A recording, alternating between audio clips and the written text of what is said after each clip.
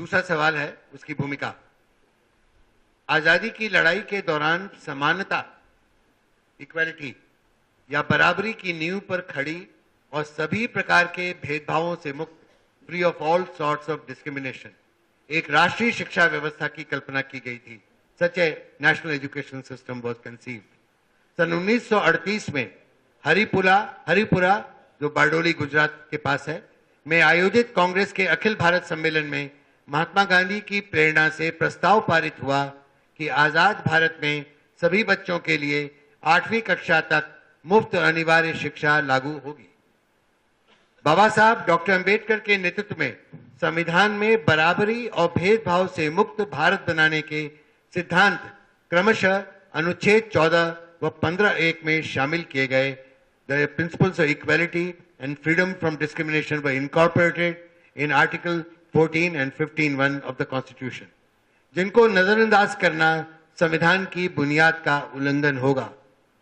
संविधान का सामाजिक न्याय का एजेंडा अनुच्छेद 16 भी इन सिद्धांतों के आधार पर ही सार्थक हो जाता है। The agenda of social justice through reservation, that is Article 16, also becomes meaningful when you base it on this principle of equality and freedom from discrimination. इस बुनियाद पर ही हमारी भेदभावपूर्ण जाति व्यवस्था को तोड़ना संभव हो सकता है, जिसके संघर्ष के प्रतीक महात्मा फुले और बाबा साहब डॉक्टर अंबेडकर आज पूरे देश को प्रेरित कर रहे हैं। इस समृद्ध ऐतिहासिक विरासत की पृष्ठभूमि में कोठारी आयोग रिपोर्ट 1966 ने पूरे देश के लिए समान स्कूल व्यवस्था की अनुशंसा की, जिसके तहत हर स्कूल एक ऐसा पड़ोसी स्कूल होगा जिसके निर्धारित पड़ोस में रहने वाले हर परिवार को अपने बच्चों को उसी स्कूल में पढ़ाना होगा, चाहे वो परिवार किसी पूंजीपति या मंत्री का हो, चाहे किसी खेत मजदूर या चपरासी का हो।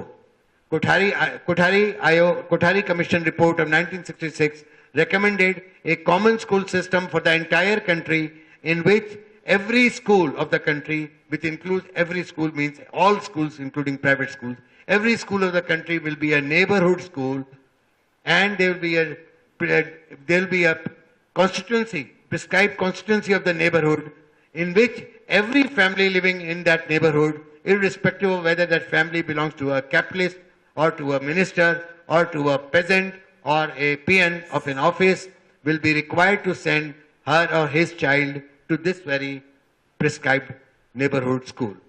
कोठारी आयोग का मानना था कि लोकतंत्र में निजी स्कूल की कोई जगह नहीं हो सकती, चूंकि वे भेदभाव को जन्म देते हैं। It was a considered view of Kothari Commission that there should be no place for any private school because they are source of discrimination. 1986 में संसद द्वारा सर्वसम्मति से पारित राष्ट्रीय शिक्षा नीति में एक राष्ट्रीय शिक्षा व्यवस्था के तहत कोठारी आयोग की पड़ोसी स्कूल पर आधारित समान स्कूल व्यवस्था की अनुशंसा को लागू करने का संकल्प लिया गया। सन 1992 में संसद ने एक बार फिर सर्वसम्मति से संशोधित राष्ट्रीय शिक्षा नीति में समान स्कूल व्यवस्था की उपरोक्त अवधारणा पर राष्ट्रीय शिक्षा व्यवस्था खड़ी करने के संकल्प पर संसद की मोहर लगा दी। लेकिन विडंबना है कि उच्च वर्गों व उच्च जातियों की ताकतों के दबाव में सन 1986 से ही संवैधानिक बुनियाद पर टिकी इस अवधारणा को शिथिल करने और तोड़ने की नीतियां बनने लगीं। सन 1991 के बाद शुरू की गई नवोदारवादी नीतियों ने पूरी स्कूल व्यवस्था को बहुपर्ती या मल्टी लेयर्ड स्कूल व्यवस्था में बदल दिया। हर आर्थिक वर्ग और हर जाति के लिए अलग अलग परतें, a separate layer of schooling for different economic class and for different castes. यहां तक कि सरकारी व निजी दोनों व्यवस्थाएं बहुपर्ती बन गई। Even the private and the government school system both became multi-layered. पूरे देश को परतों में बांटने की यह प्रक्रिया जिन दौरों में आगे बढ़ी, उनमें विभिन्न पार्टियों के गठबंधन सत्ता में रहे, लेकिन हरेक ने इस नीति को और पुख्ता किया। United front, NDA, UPA 1 and UPA 2 1966 से 2014 तक। आज आजादी की लड़ाई और संविधान का यह परिवर्तनकामी सपना इतिहास के पन्नों में खो चुका है। हालांकि संसद द्वारा 2 बार पारित 1986 और 1992 की नीतियां अभी भी चुनौती बनी हुई है। आखिरी बात, इतिहास 2 हकीकतों का गवाह है। पहला, दुनिया का कोई भी मुल्क नहीं है जिसने सरकार द्वारा वित्त पोषित समान स्कूल व्यवस्था के बगैर अपने देश के सभी बच्चों को शिक्षा मुहैया कराने में सफलता पाई हो, चाहे वो पूंजीवादी अर्थव्यवस्था का मुल्क हो, चाहे समाजवादी अर्थव्यवस्था के. I'll translate that into English. Is important point.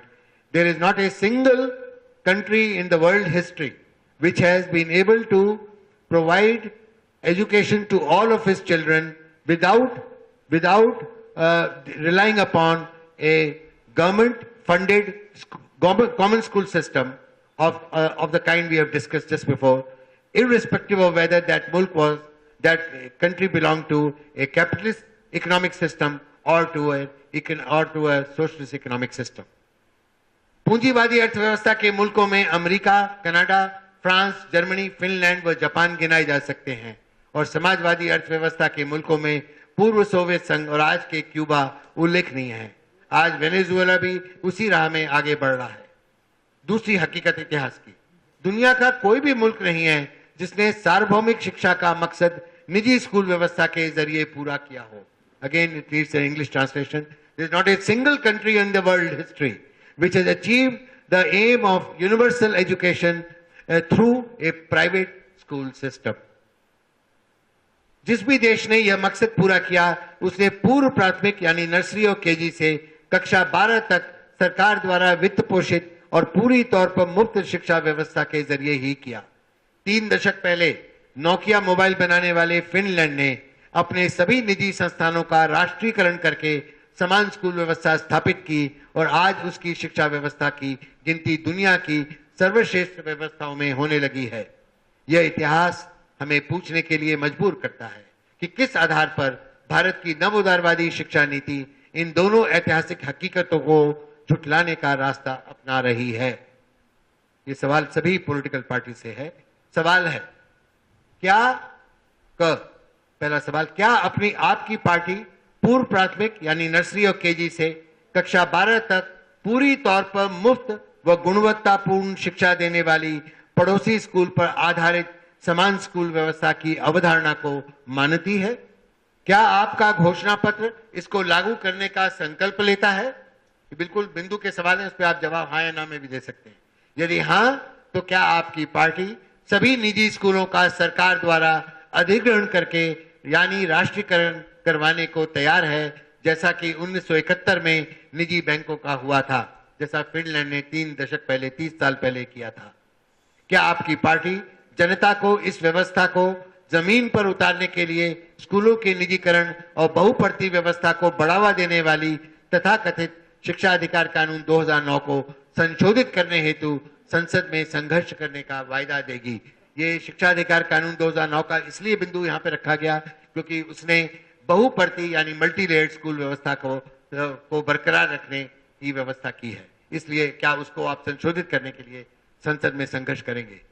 दूसरा, यदि आपकी पार्टी पूर्व प्राथमिक से कक्षा 12 तक पूरी तौर पर मुफ्त और गुणवत्तापूर्ण शिक्षा देने वाली पड़ोसी स्कूल पर आधारित समान स्कूल व्यवस्था की अवधारणा को नहीं मानती, if you do not accept the concept of common school system based on neighbourhood schools from pre primary to class 12, इस मामले अगर नहीं मानते तो फिर आपकी पार्टी के पास बराबरी पर आधारित और भेदभाव से मुफ्त और गुणवत्तापूर्ण शिक्षा सुनिश्चित करने का क्या एजेंडा है? Then what is the agenda with your party for ensuring education which is based on equality and entirely free from discrimination and is free and quality at the same time? ये 2 सवाल हैं, इसका संक्षिप्त उत्तर हर एक से लिया जाएगा. सबसे पहले सीपीआईएम की कॉमरेड संध्या शैली. ये जो आपका दूसरा सवाल है, इसके बारे में भी मेरा कहना है कि सीपीएम ने अपने घोषणा पत्र में इस बात को शामिल किया है. मैं यहाँ पर एक थोड़ी सी बात अपनी ओर से ये कहना चाहती हूँ कि हमारा देश जो एक पूंजीवादी शासन व्यवस्था का देश है, उसमें जो गरीबों की शिक्षा के ऊपर जो हमला हुआ है, यह भी एक तरह का राजनीतिक एजेंडा है जो इस देश की पॉलिटिकल पार्टीज हैं, बुर्जुआ पॉलिटिकल पार्टीज हैं, उनका. हमारी पार्टी ये कहती है कि ये जो पड़ोसी स्कूल का जो मुद्दा है, इसमें हमारी पार्टी के घोषणा पत्र के शिक्षा वाले मुद्दे में जो दूसरा पॉइंट है उसमें बिल्कुल साफ लिखा है कि मुफ्त व अनिवार्य प्राथमिक शिक्षा देते हुए जो आरटीई को संशोधित किया जाए, इसकी हम मांग करते हैं। इसके साथ ही नजदीकी स्कूल की जो अवधारणा है उसको संस्थागत रूप देने की भी हम मांग करते हैं। यह भी हम मांग कर रहे हैं कि सभी छात्रों को मुफ्त शिक्षा का प्रबंध किया जाए। आर्थिक रूप से कमजोर तबकों के बच्चों को प्रवेश न देने वाले निजी स्कूलों व कुलीन संस्थाओं के खिलाफ कड़ी कार्रवाई की जाए। स्कूल तथा शिक्षकों की गुणवत्ता बढ़ाई जाए तथा इसके अमल में खर्च का बड़ा वित्तीय दायित्व केंद्र सरकार उठाए, ये हमारा कहना है। अभी आपने दूसरा सवाल ये किया है कि शिक्षा सुनिश्चित करने का क्या एजेंडा है। हमारा ये मानना है कि सरकार जो खर्च कर रही है उसमें जीडीपी का 6%, जो मैंने पहले सवाल के जवाब में भी आपको बताया था कि किया जाए। अब ये जैसा कि आपने कहा था अपनी भूमिका बताते हुए कि अगर 0.5% भी अगर होता है तो इतने 1000 करोड़ होता है। हमारा ये कहना है कि पिछले कुछ सालों में सरकार ने करीब 25 लाख करोड़ अमीरों पर लुटाए हैं और दूसरी तरफ स्वास्थ्य, शिक्षा, ऐसे तमाम सारे जो जन कार्य हैं उसमें 78,000 करोड़ की कटौती की है। हमारी पार्टी का ये मानना है कि ये जो इस तरह से अमीरों पर लुटाए जाने वाली जो नीतियां बनाई जा रही हैं, इसको उल्टा जाए। जो कल्याणकारी काम है जिसमें विशेष रूप से स्वास्थ्य है, राशन है, शिक्षा है, उसमें खर्च बढ़ाए जाए, ये हमारा कहना है। और इसी आधार पर हम ये कहना चाहते हैं कि सभी जो निजी शिक्षण संस्थाएं, जिसमें आपने कहा था कि क्या पूरी निजी संस्थाओं को हम बंद करने के पक्ष में है, ये बात बिल्कुल सही है कि सीपीएम इस बात के पक्ष में है कि तमाम सारी जो शिक्षा व्यवस्था है वो सरकारी शिक्षा व्यवस्था ही होना चाहिए। लेकिन शुरुआत में हमको ये जितनी निजी संस्थान है उन पे कंट्रोल करना पड़ेगा। इसीलिए हमने ये बात रखी है हमारे मैनिफेस्टो में कि सभी निजी शिक्षा संस्थानों में फीस, भर्ती तथा पाठ्यक्रम को नियंत्रित करने के लिए एक केंद्रीय कानून बनाने की हम बात करते हैं। ये मुझे कहना है। संध्या शैली से इतना ही कहना है। आपने आपके पार्टी के घोषणा पत्र में बहुत साफ लिखा है कि शिशु देखभाल जो बचपन से शुरू हो जाता है बच्चे का, वहां से लेके पूर्व प्राथमिक तक और उसके आगे लेकर 12वीं कक्षा तक, सीनियर हायर सेकेंडरी स्कूल तक शिक्षा सुनिश्चित की जाए और मुफ्त दी जाए। और आपने पड़ोसी स्कूल के को मद्देनजर रखते हुए शिक्षा अधिकार कानून के संशोधन की भी बात की है, लेकिन बहुत स्पष्ट रूप से ये नहीं लिखा है कि ये समान स्कूल व्यवस्था के आगे बढ़ने के लिए है। और ये भी नहीं स्पष्ट किया कि जो प्राइवेट स्कूल के रेगुलेशन की आप बात कर रहे हैं वो एक अंतरिम काल के लिए है, वो हमेशा के लिए नहीं है, क्योंकि तब कॉमन स्कूल होगा तो प्राइवेट स्कूल रहेगा नहीं। ये स्पष्ट नहीं हुआ है। आगे अब कांग्रेस के श्री उपेंद्र गुप्ता जी। कि जैसा मैं पहले कह चुका हूं, हमारी पार्टी कोई पूरी तरह से निजी स्कूलों को एक तरफा बंद कर देने की न घोषणा करती, ना इसने इस तरह का कोई संकल्प व्यक्त किया है। हम दोनों को साथ लेकर चलना चाहते हैं और इसके अपने परिणाम भी देश के सामने हैं। जब समान शिक्षा की बात होती है तो देश में आज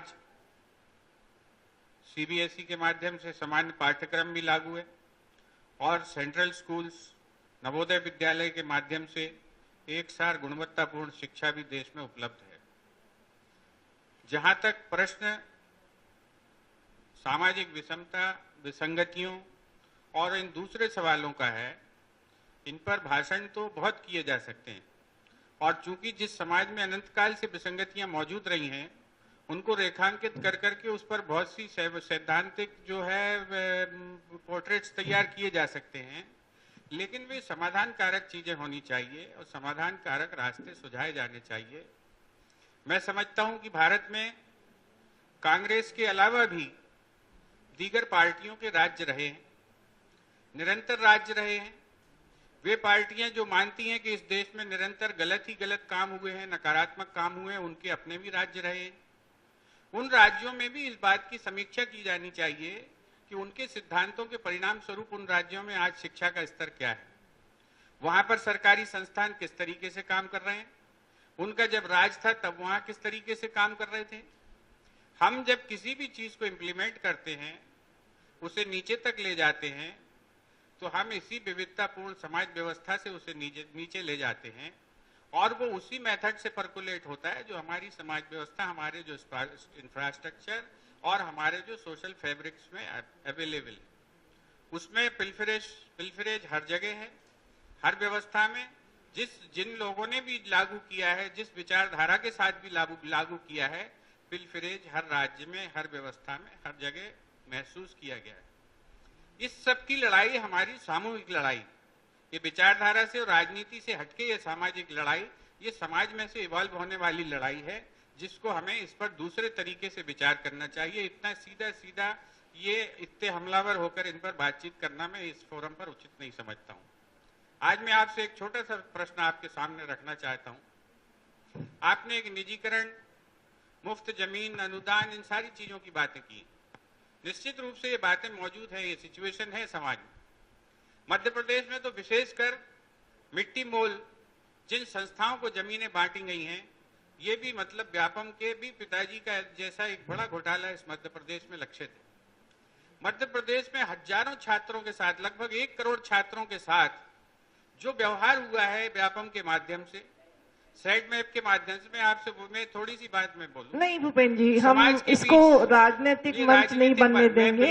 हमारा मुख्य है नेबरहुड स्कूल को लेकर। बिल्कुल राजनीतिक बात नहीं कर रहा हूं मैं। बात ये कर रहा हूं कि हमारी समाज के बीच से राजनीतिक दलों ने छोटे छोटे प्रतिरोध किए इन विसंगतियों के प्रति। समाज के बीच से कोई प्रतिरोध खड़ा नहीं हो रहा है।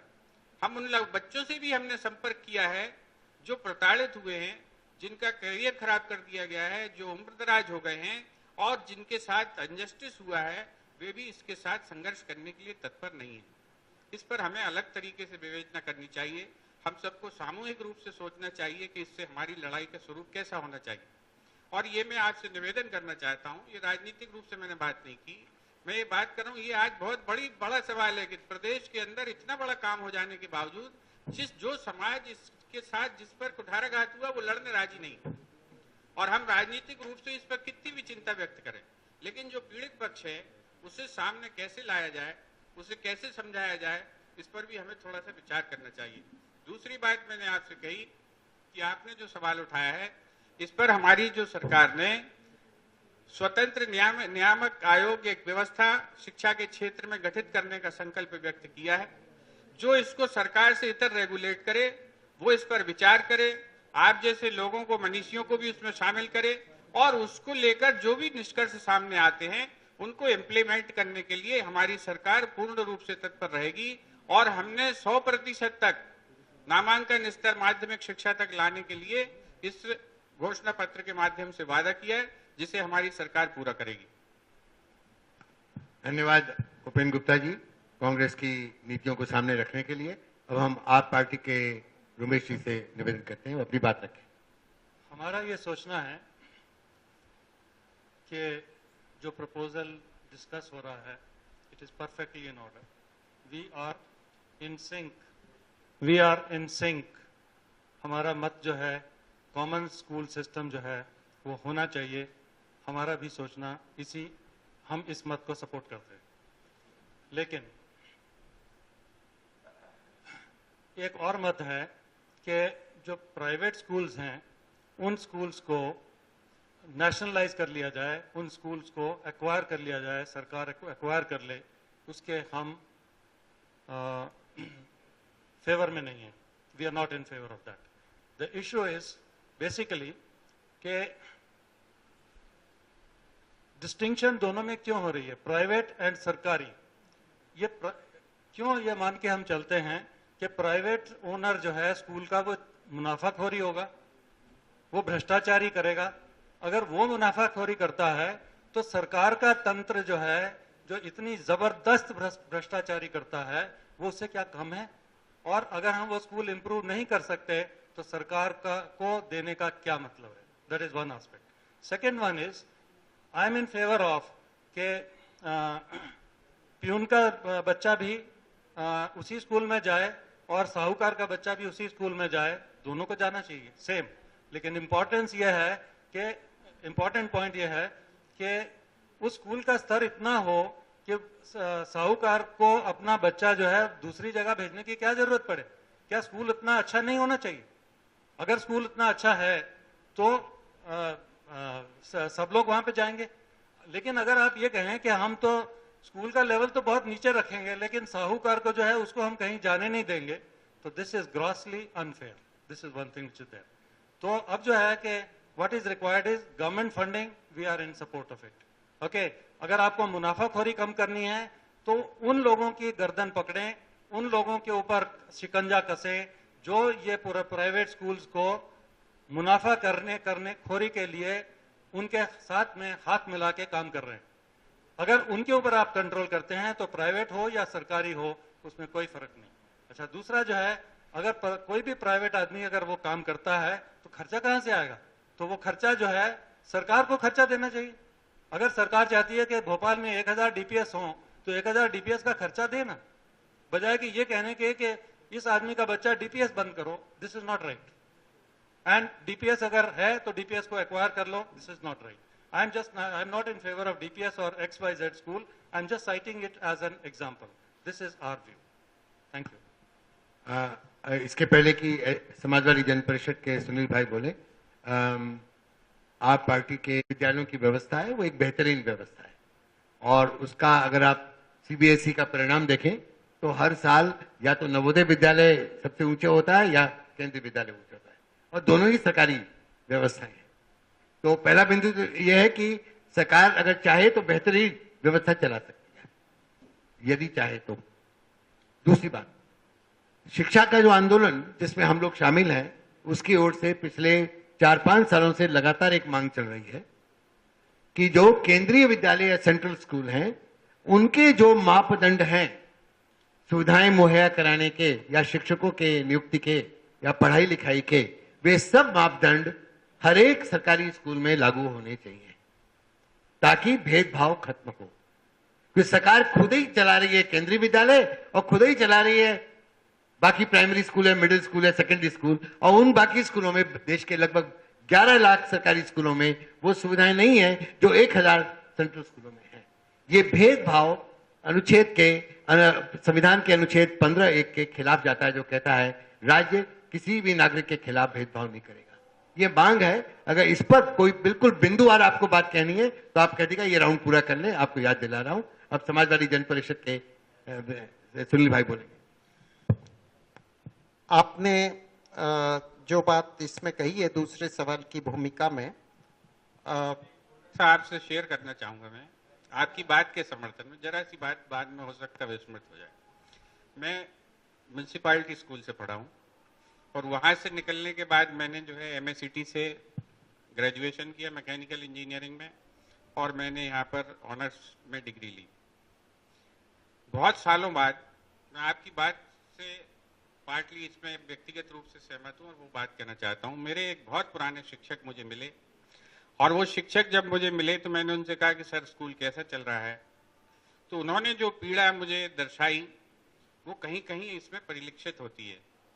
उन्होंने कहा कि आप लोगों के जाने से हमारी स्कूल व्यवस्था चौपट हो गई। तो मैंने उनसे पूछा कि गुरुजी कैसे?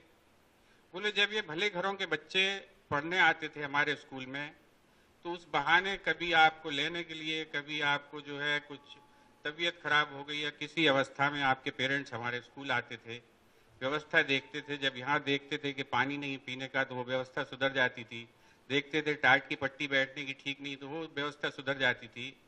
अब यहाँ पर कोई देखने ही नहीं आता है, इसलिए यहाँ की व्यवस्था बिगड़ गई है।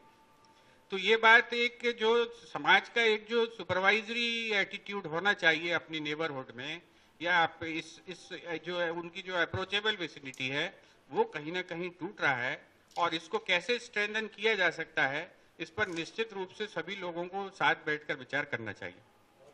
सब कहने के लिए, क्योंकि यही बात कोठारी आयोग ने लिखी थी 1966 में। समाजवादी जन परिषद के सुनील भाई। समाजवादी जन परिषद इस आपने जो बात रखी है दूसरे सवाल में उसमें सहमत है। सिर्फ एक अपवाद हम लोग करना चाहेंगे, उसके बारे में मैं अभी बताता हूं। समान स्कूल प्रणाली को हम 2-3 कारणों से जरूरी मानते हैं। एक तो ये कि जैसा आपने कहा, सारे बच्चों को शिक्षित करना है और भली भांति शिक्षित करना है तो समान स्कूल प्रणाली के अलावा कोई और विकल्प नहीं है, दुनिया में कहीं नहीं हुआ है, ये सामने है बात। जो लोग समान स्कूल प्रणाली को नहीं लागू करना चाहते हैं या नहीं लागू कर रहे हैं, मैं ये मानता हूं उनका इरादा इस देश के सारे बच्चों को शिक्षित करने का नहीं है। हमारा शासक वर्ग ये चाहता है कि इस देश के सारे बच्चे शिक्षित न हो, यदि हो जाएंगे तो उनके बच्चों की सुविधाएं और आगे भविष्य खतरे में पड़ जाएगा, उनके लिए प्रतिस्पर्धा पैदा हो जाएगी। इसलिए जानबूझ के इस देश में समान स्कूल प्रणाली को लागू नहीं किया जा रहा है, बल्कि जो थी एक हद तक समान स्कूल व्यवस्था उसको जानबूझ के खत्म किया गया। तो यह बात बहुत साफ है और यह सामने आना चाहिए।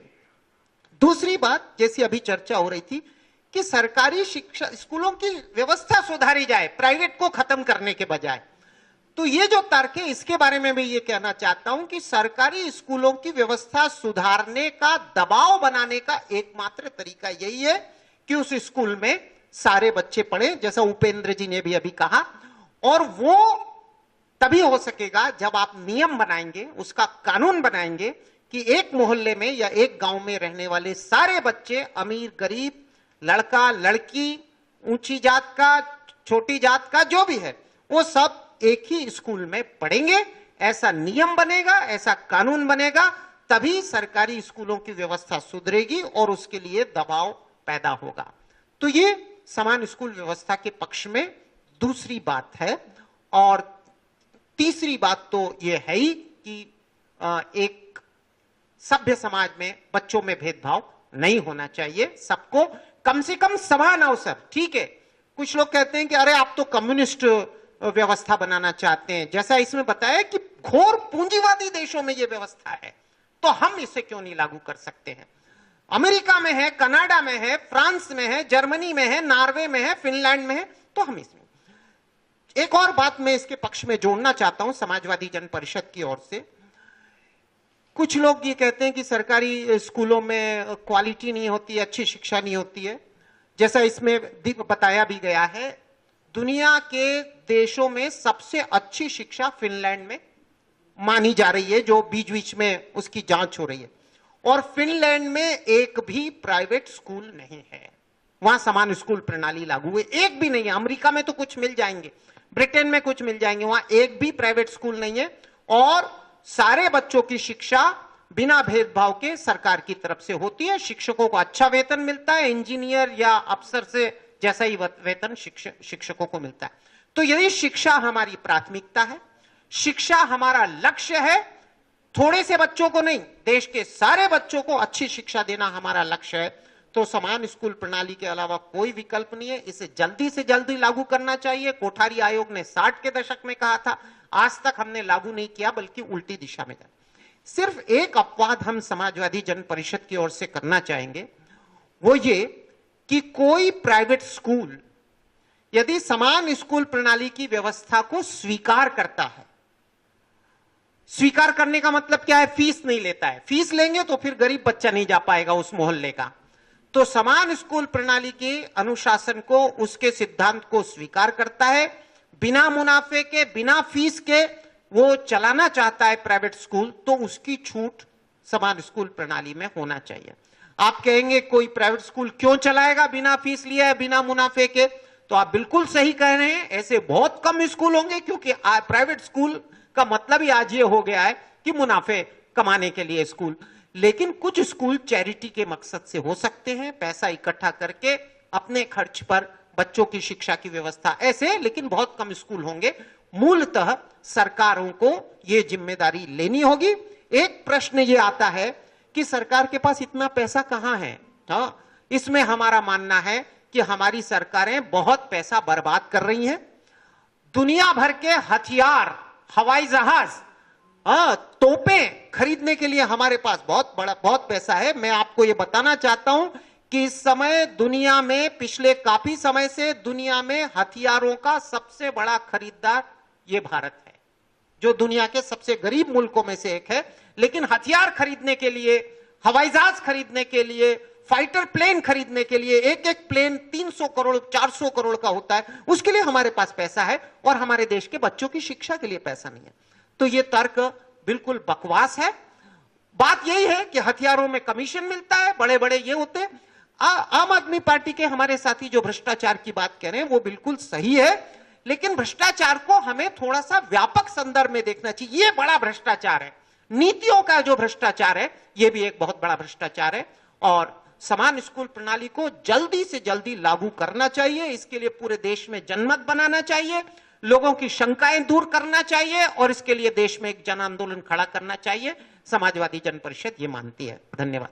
और धन्यवाद। अब कम्युनिस्ट पार्टी ऑफ इंडिया मार्क्सवादी लेनिनवादी की ओर से कॉमरेड विजय बोले। इसके पहले मुझे एक मैं इनका जो पॉइंट उसका मैं आपको मिल जाएगा चांस बाद में, अभी और लोग। इसके पहले मैं समाजवादी प्रदेश कार्यालय के प्रभारी भी हैं और पार्टी के सह प्रवक्ता हैं समाजवादी पार्टी मध्य प्रदेश के, तो मैं श्री आर.एस. यादव को आमंत्रित करता हूं। बहुत धन्यवाद, आप अपने व्यस्त समय में से समय निकाला इस काम के लिए आपने। अब कम्युनिस्ट पार्टी ऑफ इंडिया मार्क्सवादी लेनिनवादी के कॉमरेड विजय जी। धन्यवाद। असल में ये दूसरे सवाल, अगर संक्षिप्त बात कहेंगे बहुत अच्छा रहेगा। जी जी बिल्कुल संक्षिप्त ही करेंगे। ये दूसरे सवाल पे ये जो विश्लेषण है असल में मतलब बिल्कुल ही हम भारतीय कम्युनिस्ट पार्टी मार्क्सवादी लेनिनवादी इस बात से सहमत है कि जब तक का एक समुदाय आधारित पड़ोसी स्कूल की संकल्पना पर आधारित समान स्कूल शिक्षा प्रणाली नहीं होगी, तब तक देश के किसी भी समाज में या किसी भी व्यवस्था में बच्चों को शिक्षा मिलना मुनासिब नहीं है। साथ साथ में पार्टी यह भी मानती है कि यदि इस देश में किसी भी प्रकार की निजी पूंजी के विकास, संरक्षण और उसके विकास के पूर्ण अवसर मुहैया कराने वाले जो प्रावधान है, संवैधानिक प्रावधान, जब तक वो बरकरार रहेंगे तब तक का आप इस समाज में एक ऐसी व्यवस्था लाने की कोशिश करेंगे जहां पर कि निजी जो स्कूल है वो ना हो, तो बहुत मुश्किल होगा। इसलिए साथ साथ में पार्टी का यह भी मानना है कि कुछ बहुत महत्वपूर्ण संवैधानिक सुधार करने की आवश्यकता है, जिसमें निजी पूंजी के संरक्षण और विकास और उसकी सुरक्षा की जो गारंटी दी जाती है हमारे संवैधानिक तौर पर, उसको खत्म करने की आवश्यकता है। ये जुड़ा हुआ हमारे पूरे ढांचे से जुड़ा हुआ पूरा ये मसला है। इसलिए ये सही है, इस बात से भी हम बिल्कुल सहमत है कि आज इतना बड़ा मतलब इंफ्रास्ट्रक्चर है। आप टीआईटी कॉलेज जाके देखिए, आप बंसल कॉलेज जाके मतलब कॉलेज जाके देखिए, इवन स्कूल जाके देखिए, जो मतलब नाम नहीं लेना चाहूंगा, भास्कर का स्कूल है, कई सारे बहुत सारे स्कूल्स है यहाँ पर, बहुत बढ़िया इंफ्रास्ट्रक्चर है। इनको सरकार को अपने अधिग्रहण में लेना चाहिए, इनका राष्ट्रीयकरण करना चाहिए और इनकी व्यवस्थाओं को सुधारना चाहिए। ग्राउंड है, स्कूल है, इवन जो टीचर्स हैं, क्वालिफाइड टीचर्स हैं, लेकिन उनको उनके श्रम के मुताबिक भुगतान नहीं किया जा रहा है। इसलिए इनको राष्ट्रीयकरण करना चाहिए और उनको बेहतर व्यवस्थित सुधार की ओर लेके जाना चाहिए, जो कि हर बच्चे को शिक्षा सुनिश्चित करवा पाए, मुफ्त और सार्वभौमिक शिक्षा सुनिश्चित करवा पाए। इस बात से हमारी पार्टी सहमत है। और जो तीसरा पॉइंट है, ये शिक्षा अधिकार कानून 2009, हम लोग मानते हैं कि ये शिक्षा अधिकार कानून 2009 ना केवल ये कहने की बात है अधिकार कानून है, बल्कि ये अधिकार को छीनने वाला कानून है। तो हम इसमें असहमत हैं कि इसको संशोधित करने की बात है, हम इसे पलटने की बात को कह रहे हैं। बहुत स्पष्ट तरीके से कह रहे हैं जिस दिन से ये कानून आया है, क्योंकि ये कानून जिस तरीके के प्रावधानों को इसने शामिल किया है वो शिक्षा के बाजारीकरण को बढ़ा रहा है, शिक्षा के निजीकरण को बढ़ा रहा है, बहुपरती शिक्षा को बढ़ा रहा है और बच्चों में भेदभावपूर्ण शिक्षा के विकास के माहौल को तैयार कर रहा है। तो हम इस बात से असहमति व्यक्त करते हुए हम ये कह रहे हैं कि इसको पलटने की आवश्यकता है। धन्यवाद। तो अब सीपीआई के कम्युनिस्ट पार्टी ऑफ इंडिया के कॉमरेड रूप सिंह इस सवाल पर अपनी बात रखें। धन्यवाद अध्यक्ष जी। निश्चित तौर पर मैं काफी सहमत हूं, पार्टी उसी पे लाइन पे चल रही है जो आपका उत्तर है। लेकिन मैं कुछ कहना चाहूंगा क्योंकि कई सवाल यहां खड़े हो। पार्टी का नीतिगत मसला है प्राइवेट पूंजी का संरक्षण असंभव प्रक्रिया है कम्युनिस्ट मूवमेंट। नंबर 2, साथियों ने सवाल उठाए कई पैटर्न के। मैं याद दिलाना चाहता हूं कि इसी देश में सहकारिता के नाम पर एजुकेशन शुरू हुई, उनका मुनाफा का उद्देश्य नहीं था। वो ध्वस्त होने के करीब है, कहीं एकाध कोई ही कोने में जिंदा होगा स्कूल, सब खत्म। वो आजादी के पहले से शुरू हुई और आजादी के 20 साल बाद तक वो बराबर धीरे धीरे आगे बढ़ती रही। वो एजुकेशन सिस्टम को खत्म कर दिया, क्योंकि जहां सरकार नहीं पहुंच पा रही थी वहां सहकारी समितियां काम कर रही, पंचायतों ने भी कुछ काम किया। लेकिन मेरा कहना बहुत साफ है, सरकार ये बात कह रही है कि हमारे पास फंड नहीं। मैं हथियारों पे कहना नहीं चाहता, लेकिन जो छूटें इस देश के निजी पूंजीपतियों को दी जा रही, चाहे टैक्स में हो या जमीनों में, ये जितने स्कूलों की हम बात कर रहे हैं, आपने भी लिखा है, इनको फ्री जमीन मिल रही है या बहुत कम रेट में। कई जगह पर इनको तरीके से कई तरीके पकड़ लिए उनको मदद करने के, लेकिन उसके बदले में ये गारंटी कहीं नहीं की गई किसी भी सरकार द्वारा कि भाई आप ये सरकार के संसाधनों का उपयोग कर रहे हैं, इसका आम जनता को फायदा होगा क्या। निरंतर फीसें बढ़ रही। इन हालतों में मेरी समझ से कहीं ये गुंजाइश नहीं है। अब सवाल खड़ा किया जाता है कि निजीकरण नहीं हो सकता, निजीकरण का राष्ट्रीयकरण नहीं हो सकता, तो ये बात तो 69 को याद कर लो, समझ में आ जाएगी। 69 में आपने लिखा है बैंकों का, उस टाइम कोई परिकल्पना किसी की थी नहीं 60 से लेकर 68 तक कि हो सकता, आंदोलन जरूर चल रहा, ये हुआ, तो ये क्यों नहीं हो सकता। मेरा यह मानना है कि नहीं, बल्कि पार्टी भी यही मानती है कि जो निजी स्कूल खुल रहे हैं जहां जहां भी पूरे देश में, वो दो चीज दिखा रहे हैं। एक तो हमारे पास हाईएस्ट संसाधन है, कहां से है, नंबर 2 प्लानिंग के तौर पर सरकारी स्कूलों को बदनाम करने की साजिश टॉप टू बॉटम, हमारे निचले स्तर से लेकर वर्ल्ड बैंक तक निरंतर चल रही। और हम बहुत साफ कह रहे हैं कि निजी पूंजी के जहां पर भी काम होगा, किसी भी रूप में होगा, वो बिना फायदे के स्कूल नहीं चला सकता। चैरिटी मतलब मुनाफा कमाना नहीं है। जितने निजी स्कूल या किसी भी काम में निजी भागीदारी होगी, मैंने आपसे पहले कहा, पब्लिक और वो पीपी वाला जो मामला है, ये कहने के लिए बहुत आसान और अच्छा शब्द है, लेकिन उसका सिर्फ एक काम है, सार्वजनिक संपत्ति को लूट का रास्ता बनाओ। यहां पर भी वही चीज लागू होती है कि अगर सरकार इनको जो दे रही है पैसा, चाहे जमीन के रूप में या स्ट्रक्चर के रूप में या अन्य प्रकार से जो फंड दिए जा रहे हैं, इनको रोका जाए। पहले मानता के नाम पर कुछ हो रहा था तो वही खत्म हो गया। तो किसी भी स्कूल की ये व्यवस्था बिल्कुल सीधी सीधी है देश की। मानता हूं कि एकदम नहीं होगा, समय लगेगा, लेकिन समय का मतलब ये नहीं है कि उनको छूट दी जाए। राष्ट्रीयकृत हो सकती हैं। हमारे स्कूलों का आपने 2 गिना दिए, हमारे कई प्राइमरी स्कूल ऐसे हैं जो कि नाम कमा रहे हैं, लेकिन ये बात सच है कि उनमें सुधार की आवश्यकता है। और ऊपर से नीचे तक, मतलब दोनों केंद्रीय विश्वविद्यालय में और उसमें दोनों समानता के साथ नीचे आना चाहिए। मैं इससे सहमत हूं और मेरी पार्टी भी सहमत है। जहां तक 2009 के कानून का सवाल है, जब ये बना था तभी हम इसके विरोध में, तो नेचुरली है कि संसद में भी हम इसका विरोध करेंगे। हमारी जितनी ताकत होगी उसका संघर्ष हमारा जारी है, वो जारी रहेगा। धन्यवाद कॉमरेड रूप सिंह। अब एसयूसीआई के प्रोफेसर अमावतर। धन्यवाद संचालक महोदय। हमारी party SUCI common school system का सपोर्ट करती है, और कॉमन स्कूल सिस्टम ही एक्चुअली देश में होना चाहिए।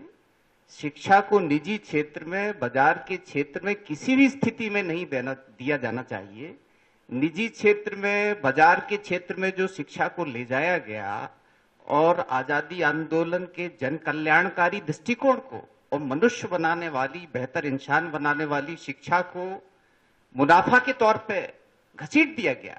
इसको हर स्थिति में इसका राष्ट्रीयकरण, निजी शैक्षणिक संस्थाओं का, बाजारू माहौल में घसीटी गई शैक्षणिक संस्थाओं का, इन सब का निजीकरण किया जाना चाहिए, राष्ट्रीयकरण किया जाना चाहिए। और जहां तक इस तरह का जो सवाल उठाया जाता है कि पैसा नहीं है, तो मित्रों ने रखा ही है कि ये एक्चुअली सत्ताधारियों का कुतर्क ही है। पैसा नहीं है।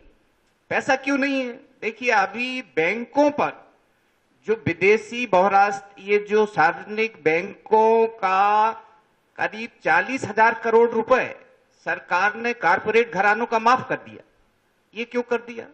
जब ये आर्थिक मंदी में डूबे तो आर्थिक मंदी से उबारने के लिए करोड़ों रुपए माफ कर दिया। हथियारों पर खर्च की बात ये तो तमाम मित्रों ने रखी।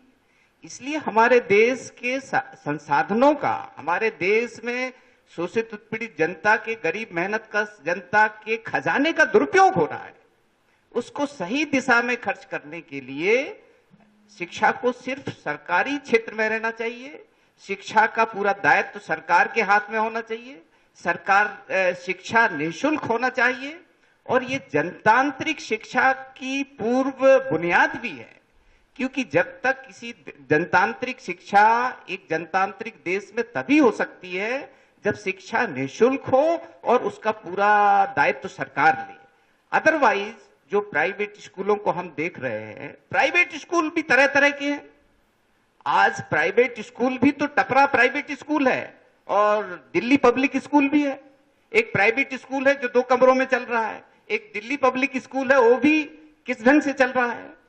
तो निजी स्कूलों में भी तरह तरह की डिफरेंट लेयर हैं, और अब सरकार भी सरकारी स्कूलों में भी तरह तरह की डिफरेंट लेयर्स क्रिएट कर रही है, और इस डिफरेंट लेयर्स में different type of exploitation, different type of dehumanisation is being continued. तो this is a criminal offence in the sense of education. इसको शोषित उत्पीड़ित गरीब आम जनता को आगे बढ़ना चाहिए, और इसमें जन चेतना जन जागृति की ताकत तेज होनी चाहिए। और शिक्षा के क्षेत्र में, ठीक है, ये शिक्षा कोई सीमेंट नहीं है, लोहा नहीं है, दवाई नहीं है कि इसको आप निवेश की नजर से देखें, आप मुनाफे की नजर से देखें। ये मनुष्य बनाने की चीज है, सभ्यता संस्कृति के कदम को इंसानियत की तरफ बढ़ाने का उपादान है। तो इसको आप, इसके साथ यदि आप ऐसा कर रहे हैं तो ये तो आप शोषित उत्पीड़ित आम जनता के लिए, देश के लिए बड़ा दुखद अध्याय है। इसलिए तरह तरह की निजी और बाजारू शैक्षणिक संस्थाओं का, जब हम बैंकों का राष्ट्रीयकरण कर सकते हैं तो शैक्षणिक संस्थाओं का राष्ट्रीयकरण क्यों नहीं कर सकते? फिनलैंड ने किया, क्यूबा की, उत्तरी कोरिया की, वेनेजुएला की बात छोड़ दीजिए, सोवियत संघ, चाइना की बात छोड़ दीजिए, आज क्यूबा, वेनेजुएला, नॉर्थ कोरिया इस दिशा में आगे बढ़ रहे हैं। तो जब कैपिटलिस्ट कंट्री ये काम कर सकते हैं, हमारा देश क्यों नहीं कर सकता? इसलिए हमें जरूरत है कि हम जन चेतना जन जागृति की आवाज को बुलंद करें। हमारी पार्टी एसोसिएशन कम्युनिस्ट पार्टी यदि पार्लियामेंट में जाती है, हमारा एक एमपी पार्लियामेंट में है, उसने अभी एक बहुत बड़ा रेजोल्यूशन रखा कि देश में सरकारी स्कूलों में आपने कक्षा 8 तक पास फेल सिस्टम खत्म कर दिया है। आज कक्षा 8 तक बच्चे जा रहे हैं, उसमें आप बच्चों की कोई परीक्षा नहीं ले रहे हैं सरकारी स्कूलों में, और निजी स्कूलों में हर तरह की परीक्षा हो रही है, सब कुछ चल रहा है। तो आपका इंटेंशन आम जनता के साथ ठीक नहीं है। आप उनको सिर्फ अक्षर ज्ञान कराना चाहते हैं, उनको आप शिक्षित कराना नहीं चाहते। आपने पास फेल सिस्टम बंद कर दिया। तो आप निःशुल्क अनिवार्य शिक्षा विधेयक को भी पलटिए, मित्र ने बोला, उसका हमारी पार्टी भी, ये जो निःशुल्क अनिवार्य शिक्षा विधेयक भी थिगड़ेबाजी के तौर पे लाया गया, ये घालमेल किया गया, तालमेल किया गया, इसको भी फिर से ही लिखा जाना चाहिए।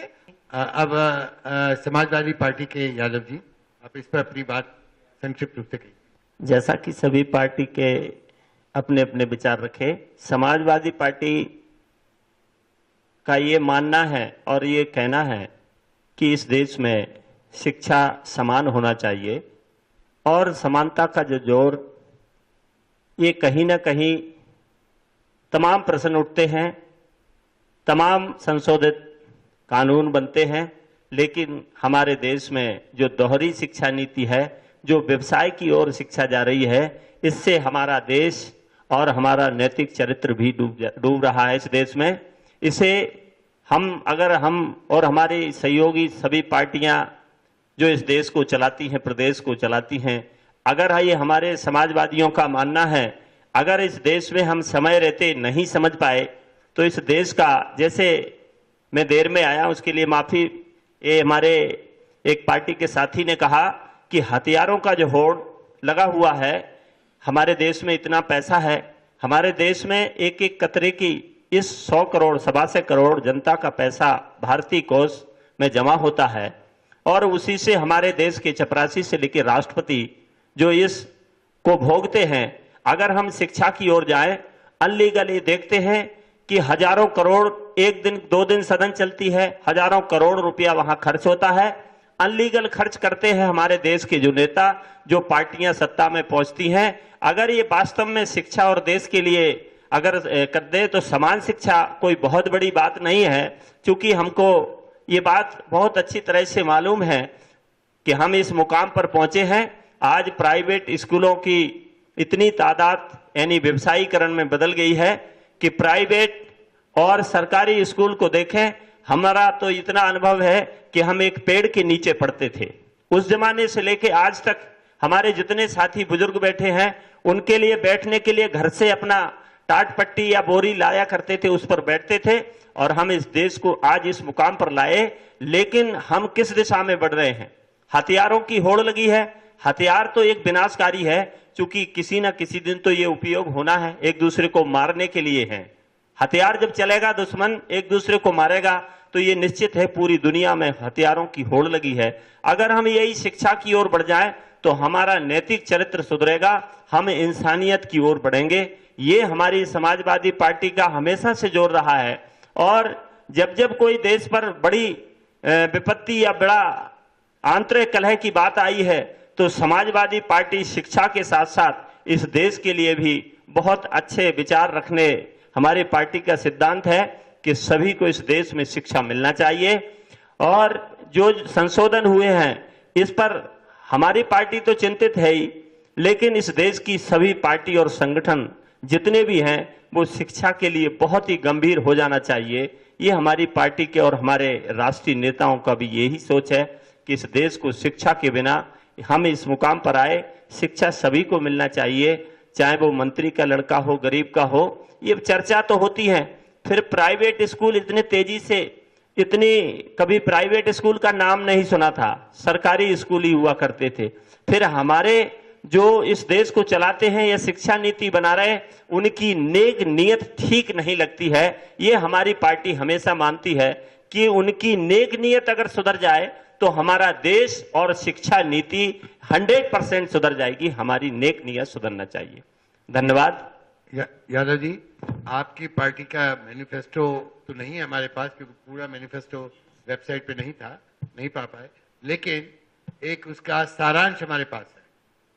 और उस सारांश में लिखा है कि आपकी पार्टी ने एक वो बात कही जो शायद ही किसी और पार्टी ने कही होगी, मुझे नहीं मालूम, उसके लिए आपको मुबारकबाद दूं या न दूं, कि आप प्राथमिक स्तर से लेके उच्च शिक्षा तक मुफ्त शिक्षा की वकालत कर रहे हैं। जी, वो शिक्षा आंदोलन का भी मुद्दा है, लेकिन आपने कहीं ये नहीं बताया कि ये जो आपने सिद्धांत रखा है प्राथमिक से उच्च शिक्षा तक मुफ्त शिक्षा का, इसको लागू करने के लिए कोई एजेंडा भी है कि केवल नारा है? अभी मत बताइए, क्योंकि आपका जो मैनिफेस्टो में लिखा है वही सुनना चाहते हैं, उससे अलग कुछ नहीं। दूसरी बात, क्या आपके मैनिफेस्टो में, घोषणा पत्र में समान स्कूल व्यवस्था के पक्ष में कुछ लिखा है या नहीं? क्योंकि मेरे पास आपका उत्तर प्रदेश का 2012 का पूरा घोषणा पत्र है, उसमें कहीं नहीं लिखा है। उसमें नाना प्रकार के वायदे हैं, हम ये करेंगे वो करेंगे, लेकिन ये कहीं नहीं लिखा कि उत्तर प्रदेश की स्कूल व्यवस्था जो पूरी तौर से उत्तर प्रदेश की सरकार के पास है, हम उसको समान स्कूल व्यवस्था में बदल देंगे उस सिद्धांत पे जो राम मनोहर लोहिया ने दिया, जिसका आप आदर्श मानते हैं, वो कहीं नहीं लिखा हुआ। नहीं, जो नया भी घोषणा पत्र हुआ है उसमें इस बात का स्पष्ट उल्लेख किया गया है कि मुफ्त शिक्षा केजी से लेके उच्च शिक्षा तक जो गरीबी रेखा के नीचे जी रहे हैं, समान शिक्षा के साथ साथ चाहे वो किसी भी वर्ग का हो, लेकिन अगर वो कमजोर है तो उसको फ्री शिक्षा देने का ये हमारे नए 2014 के मैनिफेस्टो में आया है। और इसको हमारी जहां समाजवादी पार्टी है, उन्होंने इस बात को बहुत गंभीरता से लिया है। वहां की देखें तो शिक्षा नीति में वहां की बच्चियों के लिए पढ़ने के लिए वो सब मालूम है, वो मत बताइए, वो सब मालूम है, उनको साइकिलें दी, लैपटॉप दिए, सब मालूम है। जी, नहीं तो शिक्षा, समान शिक्षा की जो बात चल रही है, हम ये हमारी सरकार केंद्र में जिस दिन आएगी तो ये मैनिफेस्टो में है कि जब हम प्राइमरी से लेके उच्च शिक्षा फ्री देने का है, तो जब केंद्र में सरकार अगर हमारी बनी तो इस देश में ये शिक्षा नीति लागू हो जाएगी। ये हमारी पार्टी का मानना है। अब ये आप पार्टी के साथी ने कहा था कुछ रखना चाहते हैं, वो आप बहुत संक्षिप्त में रखिएगा, और अगर आपको कुछ कहना है बस अभी इनके बाद आप कहिएगा, और उसके बाद मैं चाहूंगा थोड़ा सा लोग यहाँ से भी पूछ रहे जो बैठे हुए हैं। मुझे ये कहना था, एक पॉइंट रखा गया है कि अमेरिका में पूरी दुनिया में जितना शिक्षा तंत्र है वो सारा सरकार चला रही है, और हिंदुस्तान में प्राइवेटाइजेशन के फेवर में है। हाँ, अभी कहा ये गया है, मैं इसलिए करूं ताकि आप अपनी बात कह सकें कहा यह गया है कि दुनिया में कोई ऐसा देश नहीं है जिसने बगैर सरकार के द्वारा वित्त पोषित समान शिक्षा व्यवस्था के सब बच्चों को शिक्षित कर दिया हो। अमेरिका इसका अच्छा उदाहरण रहा, कनाडा आज भी है, लेकिन अमेरिका में अब हिंदुस्तान की तरीके से निजीकरण बहुत तेजी से आगे बढ़ रहा है। जैसे हिंदुस्तान में बढ़ा, वही नव उदारवादी नीतियां अब वहां पे भी लागू हो रही हैं, लेकिन आज भी बहुत बड़े पैमाने पर सरकारी व्यवस्था आज भी कायम है, आज भी हमसे ज्यादा मजबूत है। इसका मैं जवाब देता हूं। ये नहीं कहा कि वहां प्राइवेट स्कूल नहीं है, प्राइवेट स्कूल हैं जी। अमेरिका में जो इंस्टीट्यूशंस हैं दे आर जो which are funded by the government, उनके जो एम्प्लॉयज हैं they are not employees of the government. हमारे यहाँ पे जो डिफरेंस है, अगर हम कहते हैं कि सरकारी तंत्र होना चाहिए तो हम चाहते हैं कि उसके जो शिक्षक हैं they are all employees of the government. What we are against is employees of the government, funding by the government. Money की तो कहीं प्रॉब्लम है ही नहीं। एंड अगर आप प्राइवेट आदमी जो है, हम ये क्यों लेके चलते हैं कि प्राइवेट आदमी जो है वो बेईमान ही होगा। अच्छा, अगर हमने 10,000 टीचर्स लगाए तो क्या सरकार उसके ऊपर पैसा नहीं खर्च कर रही? क्या हम लोग टैक्स नहीं दे रहे? अगर हम लोग टैक्स दे रहे हैं तो हमारी कीमतें नहीं बढ़ रही?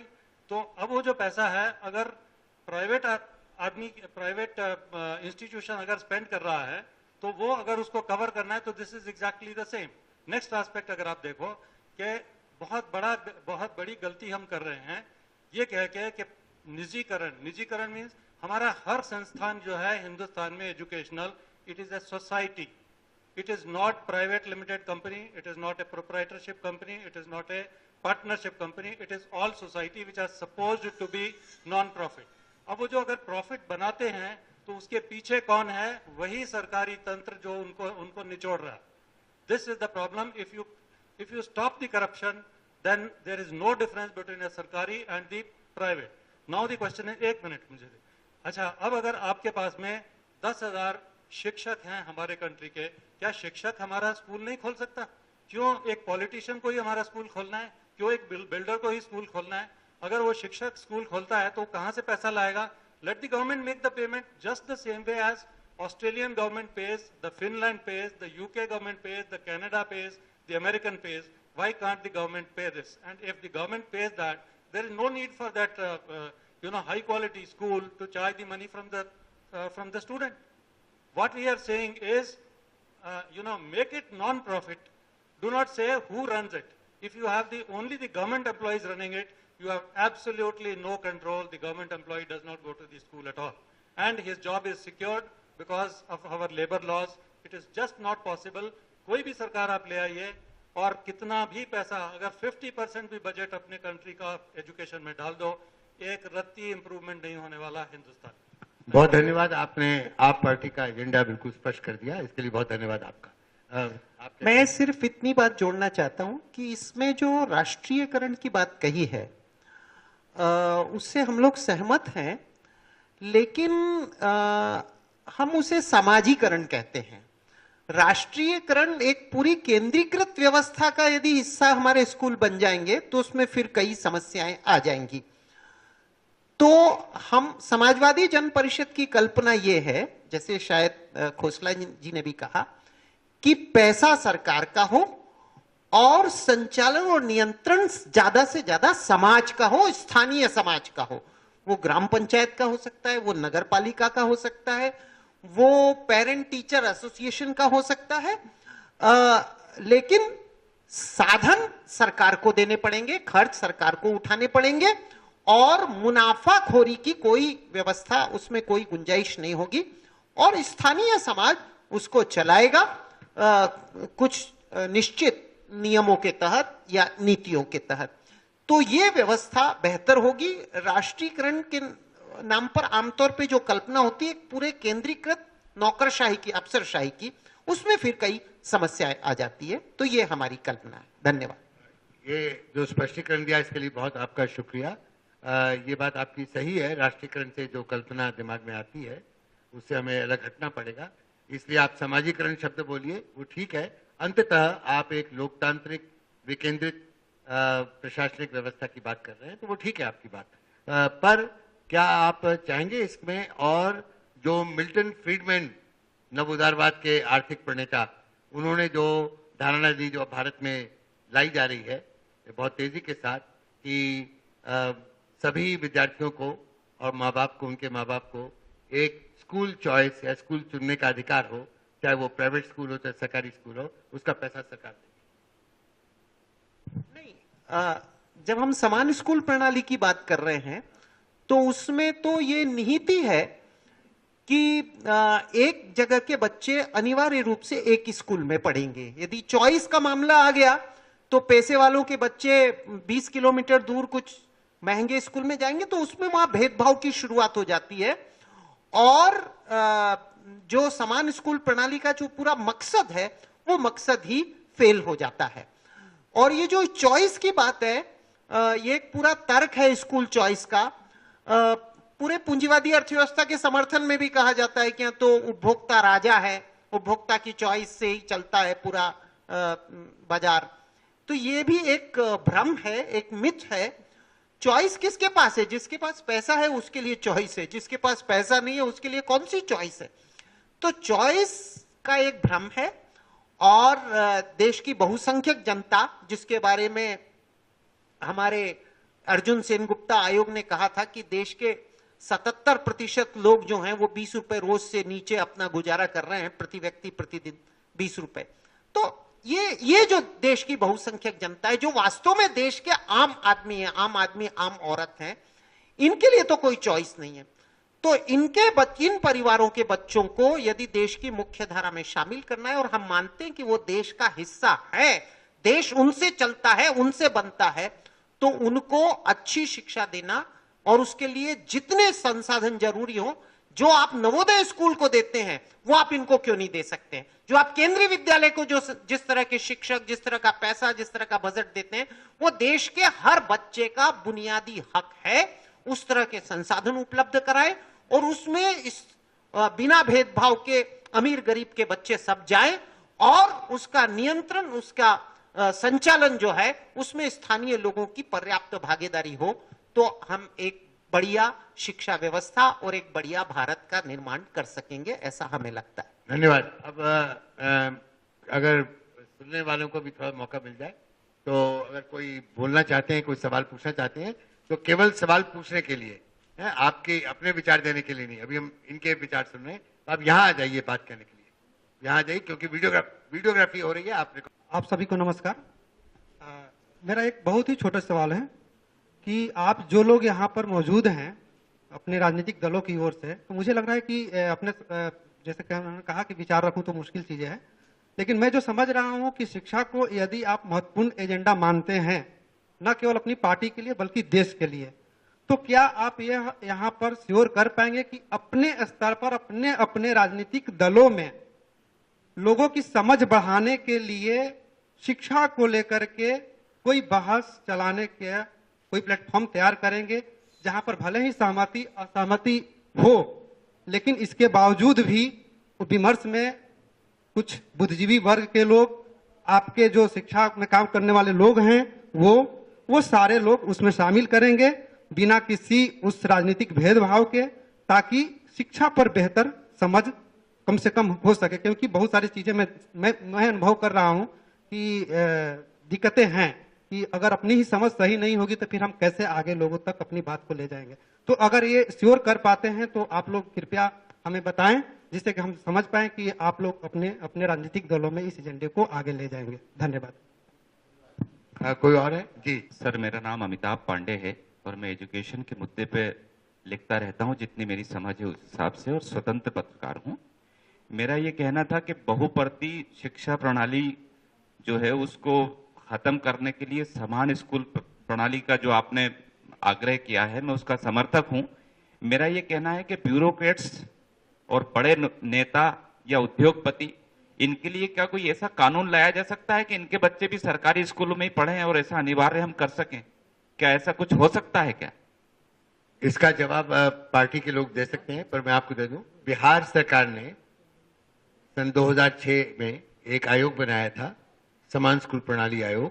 उसकी रिपोर्ट बिहार सरकार को पेश हो गई 2007 में, और उसमें यही लिखा है जो आपने लिखा है, जो आपने बोला है कि बिहार सरकार से किसी भी रूप में कोई भी पैसा पाने वाला व्यक्ति, चाहे वो तनख्वाह हो या सलाहकार फीस हो, कंसल्टेशन फीस हो, या कोई भी और ठेका भी लिया हो, उसको अपने बच्चों को सरकारी स्कूल में भेजना लाजमी होगा। पर वो हो गई ना, वहां भी खारिज हो गई, वहां भी बिहार में भी खारिज हो गई, और वहां पे किसी और विपक्षी दल ने इसको आगे नहीं बढ़ाया। मैं पहले इनका जवाब देता हूँ। Under fundamental right of an individual, आप किसी को ये नहीं कह सकते अंडर कॉन्स्टिट्यूशन प्रोटेक्शन कि अगर उस स्कूल की क्वालिटी ऑफ एजुकेशन प्रॉपर नहीं है तो आप कहीं और नहीं जा सकते। So the freedom has to be given to the individual. So this cannot be stopped at all unless the government ensures that it satisfies the quality norms, quality expectations, quality aspirations of at least 90% of the people who are living in that particular place. If that is possible, then this can be done. This is one. Second one is, I think the other issue which was raised was intellectual property. Is it ever right? बात नहीं करेंगे, intellectual property right का सुझाव था, दे दिया। नहीं, एक ही minute में दे। नहीं, उस पर बिल्कुल नहीं। इंटेलेक्चुअल प्रॉपर्टी राइट के ऊपर बात अभी नहीं करेंगे, वो हमारे एकदम सेंटर में नहीं है, मालूम है, बड़ा इंपॉर्टेंट है। हाँ, okay. उसका महत्व हम सब जानते हैं। I only want to say that we are taking action to provide the intellectual property rights of the teachers. It's extremely important, and strong action is being taken on this.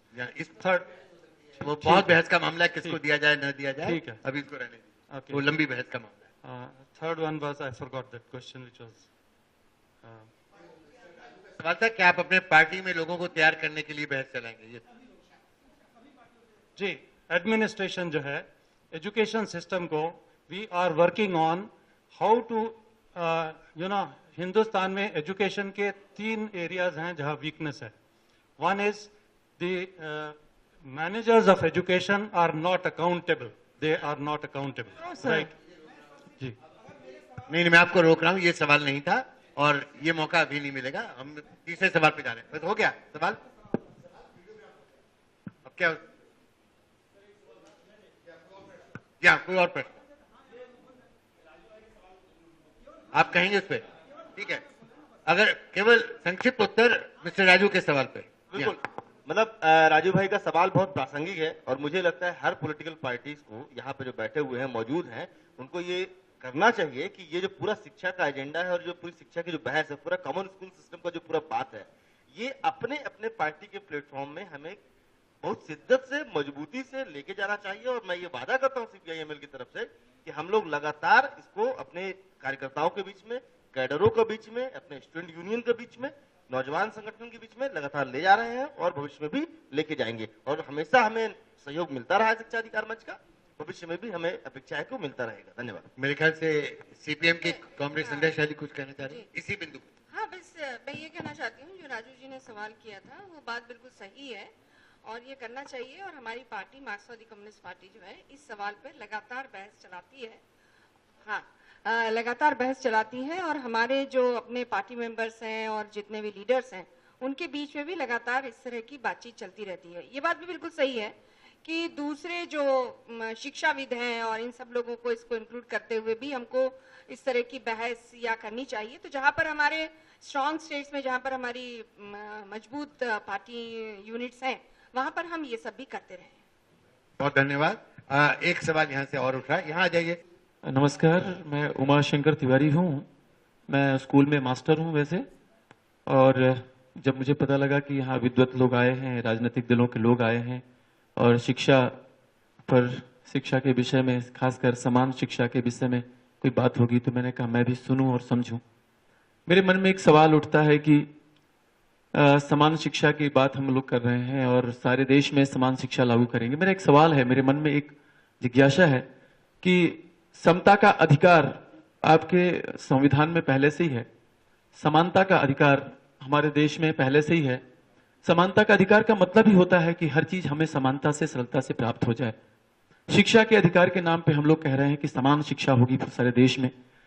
गांव में आप अगर रहे हो, हम लोग भी गांव में रहे हैं, बहुत सारी गवर्नमेंट स्कूलें हैं, हायर सेकेंडरी स्कूलें हैं। भोपाल में गवर्नमेंट हायर सेकेंडरी स्कूल को मैं देखता हूं और एक गांव के हायर सेकेंडरी स्कूल को देखता हूं। उनके स्तर में धरती और माने आसमान और धरती का अंतर है। किस तरह से आप उसको एक कर पाएंगे? वहां की जो प्राइमरी स्कूल है और यहाँ की प्राइमरी स्कूल को मैं जब देखता हूँ, एक सरकारी स्कूल है आपका श्यामला हिल्स में, उसको भी प्राइमरी स्कूल कहते हैं, रीजनल स्कूल है, और एक देहात में प्राइमरी स्कूल होती है। गवर्नमेंट की वो भी प्रॉपर्टी है, गवर्नमेंट की भी प्रॉपर्टी है, आप समान स्कूल कैसे कर सकते हैं? दूसरा ये है, ये सवाल भी है मेरे लिए, आपके लिए मेरी जिज्ञासा भी है कि ये कैसे कर पाएंगे आप? क्योंकि कह देने से काम नहीं चलेगा कि सब हम लोग तो तैयार हैं और राजनीतिक दल के लोग हैं, हम वोट लेना है हमें कल के दिन, और वोट लेने के लिए हम लोग जनता के सामने कह दें कि हाँ साहब हम लोग एकजुट हैं समानता के अधिकार के लिए, समान शिक्षा के लिए बात कर रहे हैं। लेकिन ये जो विसंगति है कैसे दूर करेंगे, ये मेरा एक सवाल है। और विसंगति अगर दूर कर पाए, जनता, गरीब जनता के लिए जिसकी बात करते हैं, ये देश की 70 से 75% मैं लोग समझता हूं 73% लोग गरीब हैं, जिनकी आम आदमी पार्टी भी बात करती है, आम आदमी की बात करती है। लेकिन अभी ऐसा कोई एजेंडा ये लोग ला नहीं पाए हैं। मैं चाहता हूं कोई ऐसा एजेंडा हो जिससे समानता का अधिकार कैसे दे पाएंगे आप, इस देश को कैसे लागू करा पाएंगे? आपकी जो बच्चे हैं बड़ी बड़ी जो प्राइवेट स्कूलों में पढ़ रहे हैं, उनके पास इतना स्ट्रक्चर है, फंडिंग स्ट्रक्चर है, उनके पास इतनी इक्विपमेंट्स है, व्यवस्था है कि आपकी सरकारी स्कूल कहीं उसके आसपास भी नहीं खड़ी होती है। आप कैसे कर पाएंगे? ये थोड़ा सा अगर आप दृश्य 2-4 मिनट में आप बता पाएंगे तो मुझे लगता है खुशी होगी। थैंक यू, धन्यवाद। देखिए, ये इस सवाल पर बड़ी लंबी बहस हुई है। जो इन पार्टियों को कहना था वो कह चुके हैं और आपके इस सवाल का जवाब ध्यान दिया गया, इसलिए अभी इस पर और बहस नहीं होगी क्योंकि ये लोग बोल चुके। केवल एसयूसीआई के साथ ही कुछ मिस्टर राजू के सवाल के जवाब में कुछ कहना चाहते हैं, संक्षिप्त उत्तर। संक्षिप्त में बोलना चाहता था कि हमारी पार्टी एसयूसीआई ने शिक्षा के संदर्भ में पूरे देश में बुद्धिजीवियों को इकट्ठा करते हुए एक कमेटी बनाई है, ऑल इंडिया सिविलाइजेशन कमेटी। वो कमेटी हर तरह के जनतांत्रिक सोच रखने वाले, वैज्ञानिक सोच रखने वाले शिक्षा प्रेमियों को, शिक्षाविदों को इकट्ठी कर रही है और लड़ाइयां लड़ रही है। उसने पास फेल सिस्टम की लड़ाई शुरू कर दी है, कहीं कहीं धीरे धीरे कुछ उसमें उपलब्धियां भी हासिल कर रही है। भाषा के मुद्दे पर भी उसने लड़ाई शुरू कर दी है और भाषा के पक्ष में भी वो कुछ चीजें, कुछ मुद्दों को जीत रही है। तो शिक्षा के क्षेत्र में हमारी पार्टी गंभीरता पूर्वक शिक्षकों को, शिक्षा प्रेमियों को, बुद्धिजीवियों को लेते हुए एक जन चेतना, जन अभियान, जन संघर्ष जारी रखे हुए है और इसको लेके साहित्य भी प्रकाशित करती है। हमारी पार्टी आज की तीसरी आंख करके एक पत्रिका, एक बुलेटिन निरंतर हिंदी में, अंग्रेजी में इस तरह से प्रकाशित करती है। धन्यवाद इसके लिए, इस जानकारी के लिए।